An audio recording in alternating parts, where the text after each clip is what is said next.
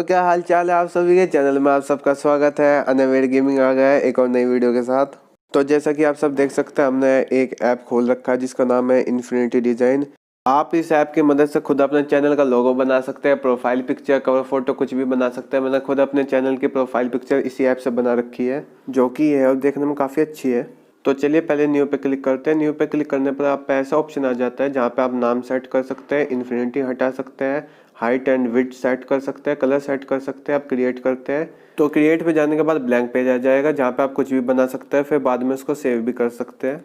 पर लोगो और profile picture बनाने के लिए आपको न्यू में नहीं जाना, आपको इमेज में जाकर गैलरी में से कोई भी अपनी या किसी भी चीज़ की पिक्चर ले लेनी है। मैंने पहले एक पिक्चर ले रखी है तो मैं उसी से बना के दिखाऊंगा। फिर आपको टूल में जाकर पेन को सिलेक्ट कर लेना है। फिर पेन सिलेक्ट करने के बाद आपको एक लाइन खींचनी है और उस पेन की मोटाई को सिलेक्ट करना है कि आप कितनी आउटलाइन शो करना चाहते हैं। फिर आपको आउटलाइन करना शुरू करना है। ऐसे आपको पूरे में आउटलाइन करनी है।